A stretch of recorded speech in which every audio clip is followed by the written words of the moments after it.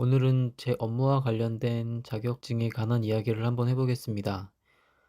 제가 지금까지 살아오면서 참 재미있고 즐기면서 봤던 시험이 두 가지 정도가 있는데, 하나는 방송사 라디오 PD 필기 시험이었고, 그리고 또 하나는 삼성의 광고를 만드는 회사의 그 광고직 시험이었습니다. 뭔가 암기력이나 그런 그 계산력, 순발력을 요구하는 것들이 아니고 필력이나 창의력이나 얼마나 재밌는 생각들을 하고 있는지를 검증하려고 하는 그 내용들이 굉장히 재미가 있었고 그랬던 시험이었던 것 같습니다. 물론 둘 다 떨어졌기 때문에 지금의 직업을 가질 수 있었지만 시험 보는 시간을 즐겼던 거는 사실이었던 것 같습니다. 아까 두 가지라고 말씀드렸는데 한 가지가 더 있었습니다. 제가 좋아해서 봤던 시험, 무대예술 전문인 무대음향 자격증 시험. 오늘은 그 자격증에 대해 이야기를 한번 해보겠습니다. 오늘의 주된 이야기는 이 자격증을 어떻게 준비를 해야 되고, 필기는 어떤 문제가 나오고, 실기는 어떤 문제가 나오며, 이것들을 어떻게 준비를 해야 되는가에 대한 내용보다는 방송 음향 감독을 10년 정도 한 입장에서 이 자격증에 대한 제 개인적인 주관적인 생각을 한번 말씀드려 보겠습니다. 현재 유튜브에 올라와 있는 무대음향 자격증에 대한 내용을 검색을 해보면 시험을 어떻게 준비를 해야 되는지, 어떤 문제들이 나오고 어떤 방향으로 준비를 해야 이 시험에 합격을 할 수 있는지에 대한 내용들이 대다수인 것 같고 문제풀이도 있는 것 같습니다. 아주 유익한 내용이기는 하지만 이 자격증을 취득한 후에 어떤 효용성이 있을지에 대한 고민도 준비생분들이 한 번씩 해보셨으면 좋겠어서 이 영상을 제작을 하게 되었습니다. 저는 방송국 공채 시험을 준비하면서 사실 방송국에 입사를 하면 음향을 하고 싶다라는 생각을 가장 많이 했고 음향만 하고 싶어 했던 입장이었습니다. 왜냐면 제가 입사 전에 그 관련 그 활동들도 음향 쪽 활동들을 많이 했었기 때문에 나는 방송국에 들어가면 음향을 하고 싶다라는 생각을 했었습니다. 근데 막상 방송국에 입사를 해서 음향 업무를 맡게 되었는데 내가 그동안에 알고 있었던 그 현업이나 그 전공을 통해서 배웠던 그 지식들은 어, 현업에 쉽게 적용이 될 수 있는 것들이 아니었었던 것 같습니다. 선배들이 좋은 시스템으로 관련 직무를 가르쳐 주시기는 하지만 그 이론적인 체계가 좀 필요했다고 좀 느꼈고 그런 고민들을 많이 했던 것 같습니다. 그런 와중에 이 자격증을 접하게 됐고 어, 조금씩 준비를 해보게 되면서 관련 내용들이 사실 굉장히 현업과 밀접한 관련이 있었고 현업에도 적용할 수 있는 내용들이 많았고 그러면서 제가 좋아하는 분야이기 때문에 공부하면서 흥미도 있었고 재미도 있었고 그러면서 이 시험을 준비하면서 되게 유익했던 시간들을 보냈던 것 같습니다.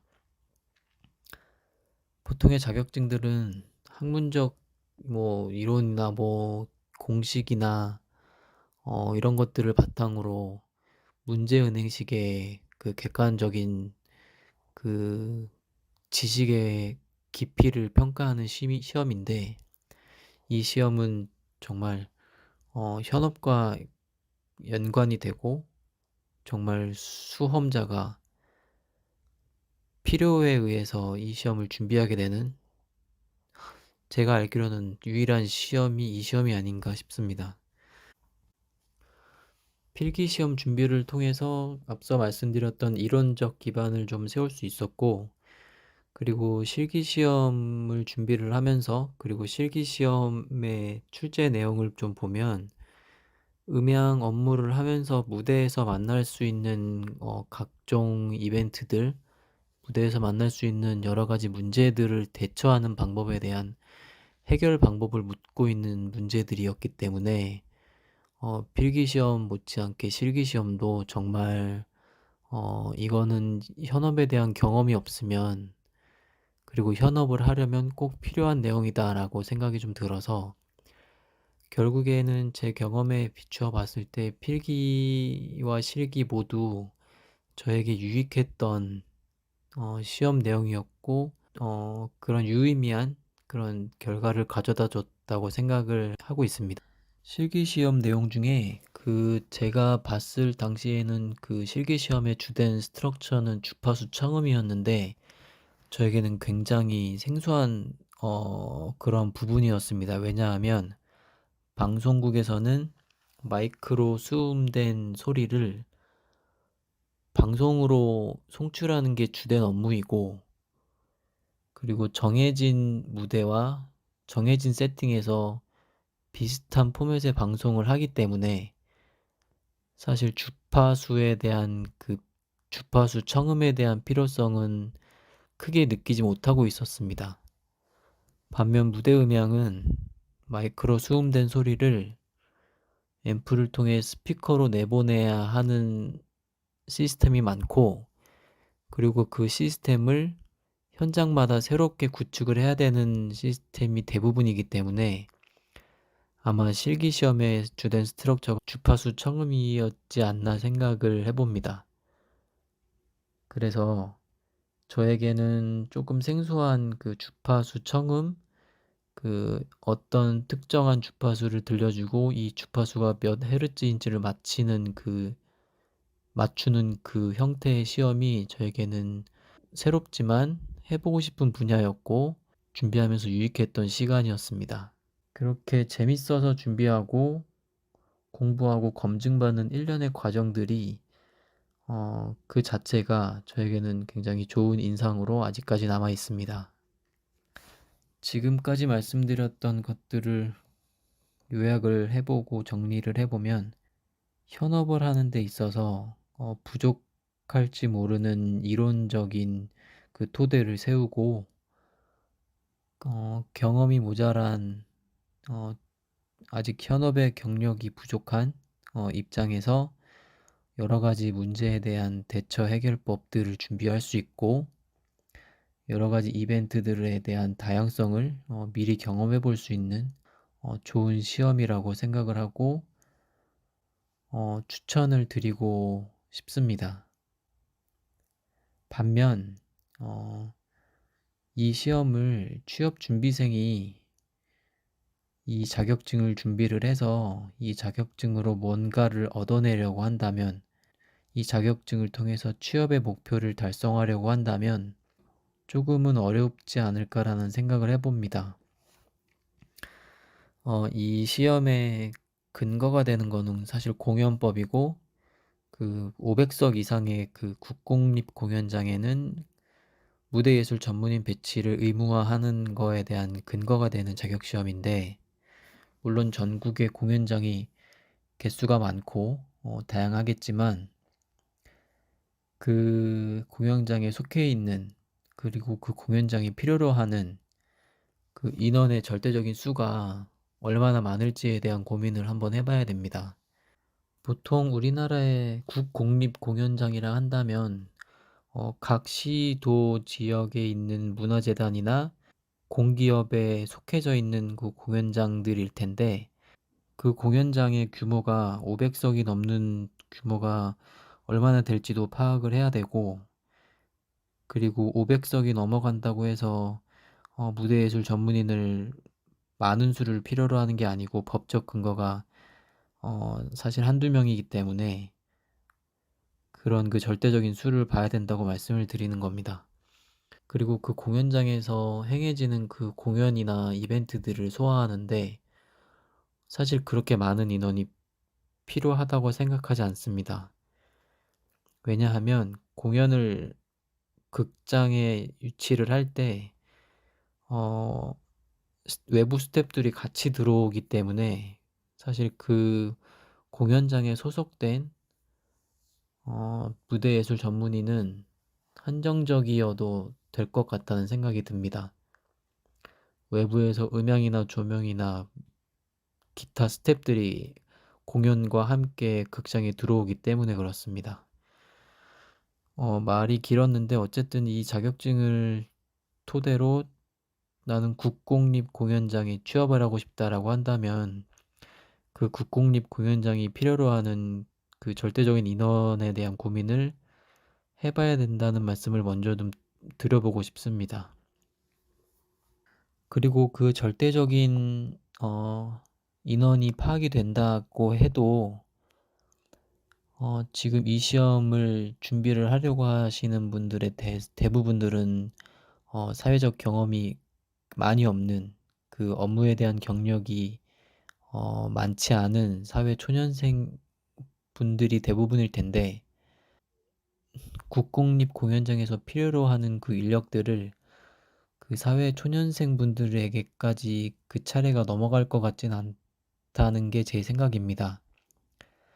여러 가지 필드에서 다양한 경험을 소화하신 분들이 갖고 있는 이 자격증과 사회 초년생이 관련 전공을 진행하면서 이론적으로, 실기적으로 이 시험을 준비를 하신 경우와는 객관적으로 봤을 때도 차이가 있을 거라 생각이 좀 들기 때문에 이 자격증의 효용 가치는 한번 생각을 해보셔야 될 것 같다는 게 제 개인적인 의견입니다.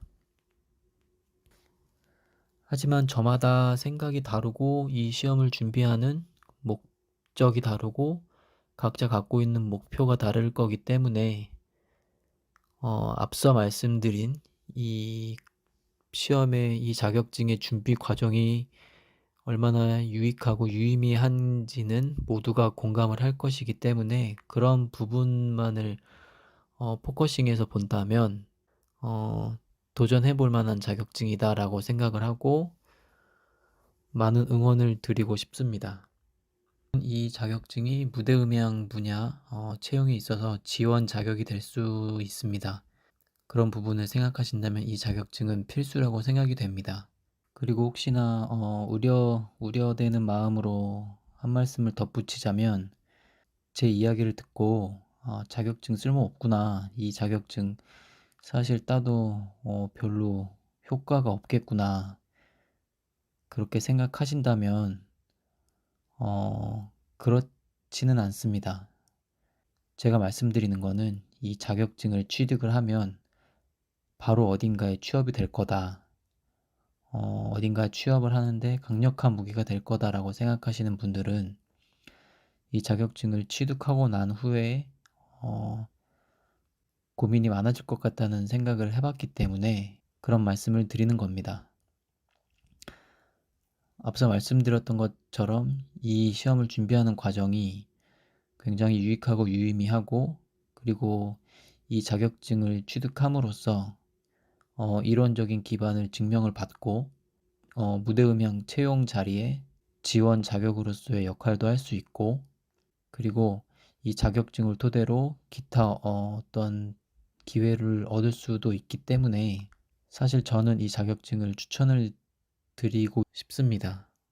논외로 아주 지극히 개인적인 의견을 한번 드려보자면, 음향 관련 일을 하고 싶으시다면 준비를 조금 더 잘 하셔서 방송국 공채 시험을 준비를 하시거나 스튜디오나 음향 렌탈 업체에서 관련 경험, 경력을 정말 우직하게 채우시는 게 더 나아 보일 것 같기도 하고, 그런 생각을 한번 해봅니다. 물론 어떤 일을 하든지 상대적인 만족감이 다르고, 그리고 저도 아직 부족함이 많지만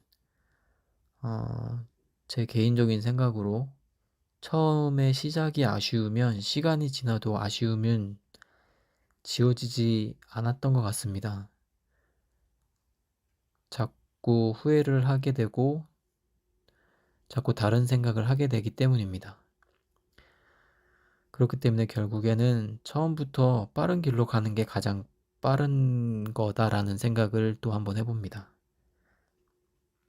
오늘은 사실 원고 없이 이렇게 녹음을 하고 있어서 굉장히 두서없이 이야기가 전달이 된 것 같은데, 오늘의 이야기를 정리를 해보면, 무대예술 전문인 무대음향 자격증은 준비 과정이 굉장히 유익하고 유의미한 시험이다.